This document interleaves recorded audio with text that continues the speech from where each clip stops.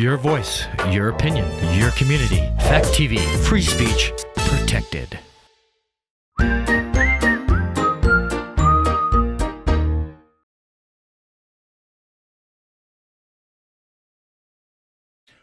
What can be done about unwanted living folks in your home?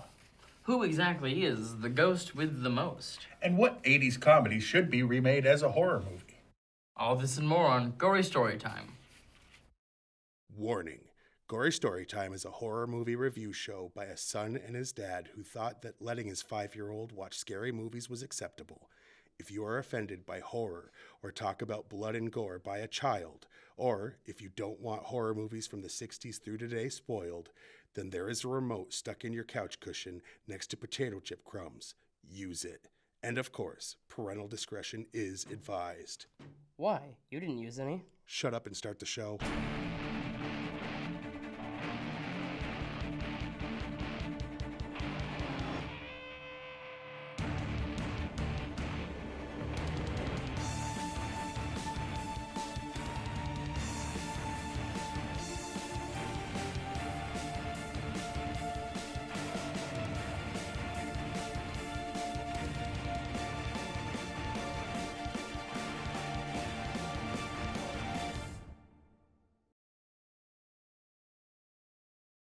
Welcome. Whoa. Okay. Welcome to Gory Storytime. I'm your host, Jason. There we go. I'm his co-host and father, Craig. We're just used to it starting on you. It threw us all off our game. Including the guy controlling the camera. Quickly, before we get into the show, I have to answer those 3 questions. Beetlejuice, Beetlejuice, Beetlejuice. That's right. All right. Had to make sure. So, in case you haven't tuned in. No. You... In case you haven't tuned in. Bloody Mary? This is the fourth installment of our horror-adjacent movie reviews. And for those of you who have seen Beetlejuice and you're wondering, how is this horror adjacent? Every single scene, if done Seriously. without the humor, it could straight up be a real haunted house horror movie. And there was some pretty dark crap in this. There were, 15 suicide jokes? Well, jokes or an actual suicide note being written that wasn't for laughs. There is that. So, yeah. Yeah.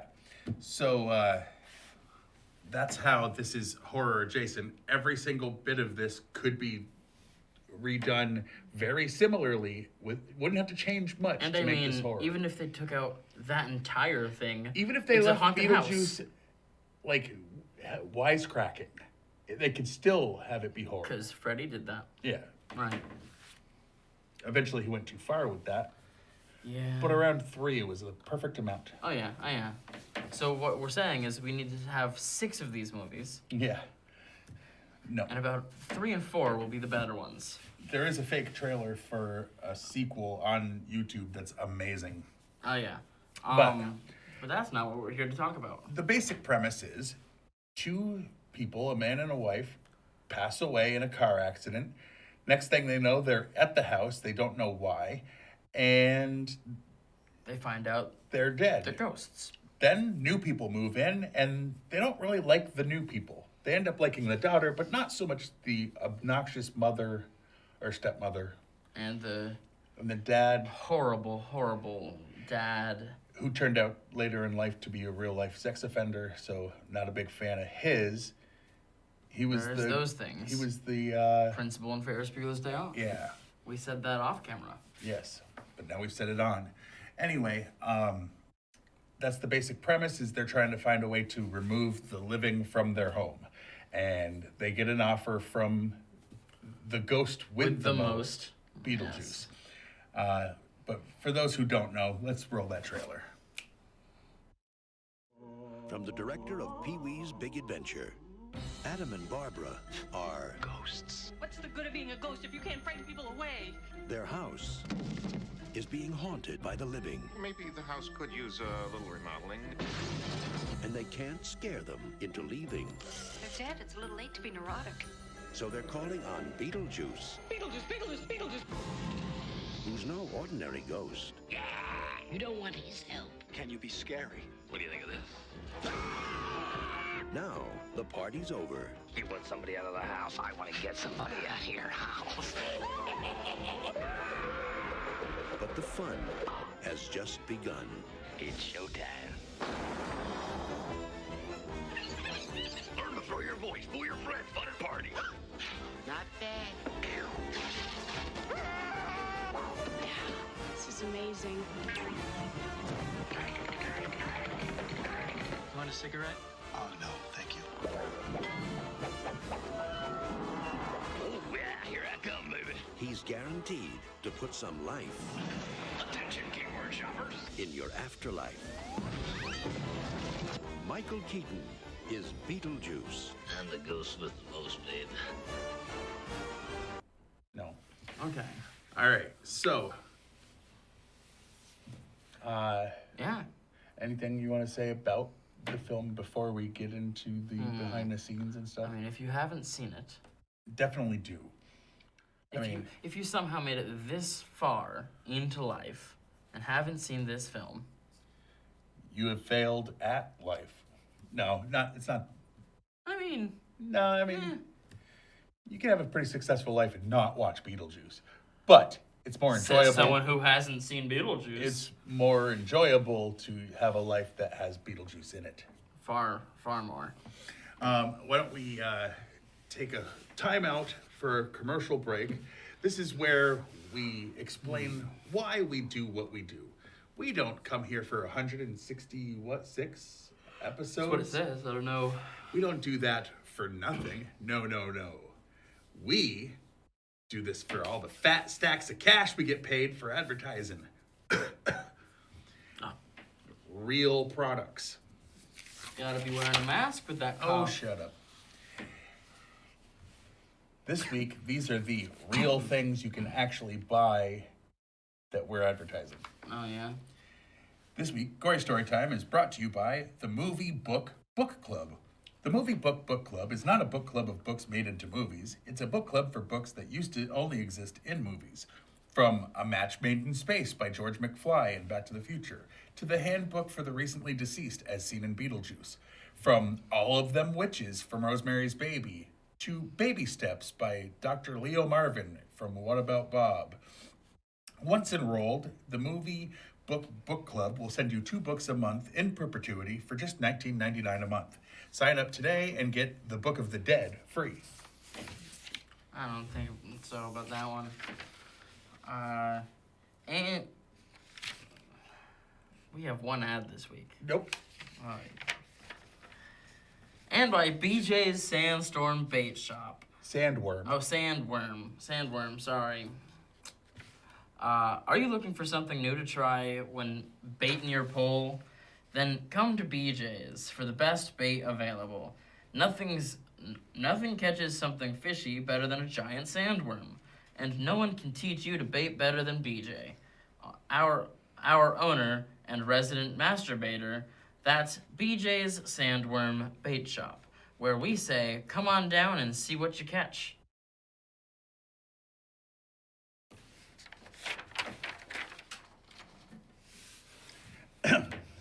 Anyway, now let's get into the behind-the-scenes information. Or the meat and beef of the show. This is Michael Keaton's favorite film of his own. Again, I wonder if that's still accurate. Like, how or if that... recently did he say that? Yeah, because he's been. Because if he said that in like '95. I mean, he's been in some good stuff. The studio originally wanted to call the film House Ghosts. As a joke, Tim Burton suggested the name Scared Sheetless and was horrified when the studio actually considered using it. Yes. No. Michael Keaton ad-libbed 90% of his lines. 10% he made up. No. Yeah. See, good. Yeah. Tim Burton feared that the Deo sequence wouldn't go over well, since in his opinion, it wasn't funny. He turned out to be wrong because audiences loved it and think of it as one of the film's most iconic scenes, because it is. I mean, according to Michael Keaton, the Beetlejuice character was described to him by director Tim Burton as having lived in every time period but no time period. Keaton used this as the jumping off point to create the character with such features as a shock hairdo, mold makeup, and large teeth. He said that when he first showed up to set as Beetlejuice, the crew was chanting "Juice, juice, juice." This got Keaton excited for his role. Beetlejuice was the very first DVD sent out on Netflix in 1998 when it was a ship a DVD to your house. When they were thing. the online Redbox of the world. Yeah, basically. Well, that was pre-Redbox. Oops. I marked these dumb. Well, Michael Keaton playing the title character only appears in 14.5 minutes of the film.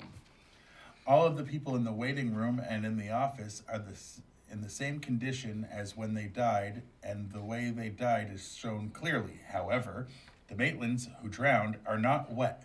Tim Burton felt that keeping the actors wet all the time would be too uncomfortable. When Adam and Barbara are in the office, a voice on the PA systems announces Flight 409 is arriving at Gate 3. United Airlines Flight 409 crashed into a mountain in Wyoming on October 6, 1955, killing all passengers and crew aboard. At the time, it was one of the worst plane crashes in history. 3 plane crashes in 1955 had a total of 66 casualties. To this day, no one knows why it crashed. Where am I? In the waiting room at the end of the film, the bottom half of the magician's assistant that Beetlejuice tries to feel up was played by Tim Burton's then girlfriend. Just the bottom half. Right. All right. When Glenn Shattuck's Otho died in 2010, the last song performed at his memorial service was Deo, which was used in the dinner party scene.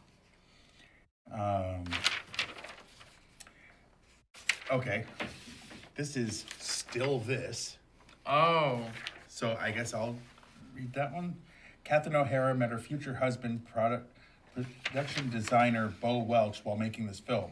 According to Welch, Tim Burton said he should ask her out near the end of filming. It didn't even occur to me that I was even supposed to talk to actors, but since Tim told me to, I did. We dated, we were married, and here we are today. That's amazing. Wow. That's crazy. The movie's box office success created plans for a sequel, Beetlejuice Goes Hawaiian. A script was commissioned, and Michael Keaton and Winona Ryder both signed to reprise their roles. Tim Burton lost interest in the project and went to direct Batman and Batman Returns instead. As late as 2015, Warner Brothers was still trying to get the original sequel concept into production. I hope Little side note, Hawaiian Kevin thing. Smith was asked to write Beetlejuice Goes Hawaiian, and he went, why would I do that to a good movie? Yeah, why Hawaiian? That's weird. A fact. But anyway, the original plan for the dinner party was to have the guests dance to a song by the Ink Spots, but Jeffrey Jones and Catherine O'Hara suggested that the music be calypso. At the dinner party, Otho states that the people who commit suicide end up as civil servants in the afterlife. This is actually expanded on in the film. The civil servant ghosts that Adam and Barbara meet are people who appear to have ended their own lives. The receptionist says she committed suicide. There's a man who hanged himself, and the crushed messenger is implied to have done it to himself. Juno looks normal, but there are scars on her neck to indicate she cut her own throat. Beetlejuice is said to have been a civil servant and Juno's assistant. It was going to be explained in the film that he had hanged himself incompetently and painfully due to heartbreak. While this was cut out of the film for running time purposes, it is hinted when Beetlejuice is surprised at Lydia wishing to die. The visual effects budget was $1 million, a major factor in Tim Burton deciding to make the effects look as tacky and B-movie as possible. All right. Beetlejuice reveals a hideous, albeit unseen face to Adam and Barbara. Originally, Beetlejuice's scary face was going to be seen, and an elaborate makeup effect was created to that end, but ultimately went unused. And the reason he said it that way was because they have it spelt the way it is in the movie, not on the movie. Right. His name is not spelt Beetlejuice. It's spelled Betelgeuse, which, right. Whatever. Tim Burton originally wanted Sammy Davis Jr., a favorite star of his since childhood, to play Beetlejuice, but the studio executives didn't like that idea at all. All right. Along with Spaceballs, Big, Caddyshack 2, and Caddyshack 2, it is notable for containing the F word in a film rated PG during the PG-13 era. Yes, after PG-13 was invented, it has the F-bomb in it, which usually one of those guarantees you a 13. Okay, I didn't know that there was one in... We literally had a conversation before it happened. Then he kicked over the tree and said, nice. I know, in this one. Right. I'm saying a couple of those I didn't know had it. Like Big, Spaceballs, I didn't notice. Anyway. Whatever. I thought Spaceballs was PG-13, so whatever. Whatever. According to Dick Cavett, Tim Burton tried the scene where the shrimp jump off the plates and attack the dinner party by positioning stagehands beneath the tables and throwing them. Cavett suggested placing shrimp on their faces, filming them as they fell off, and running the film in reverse, which Burton did.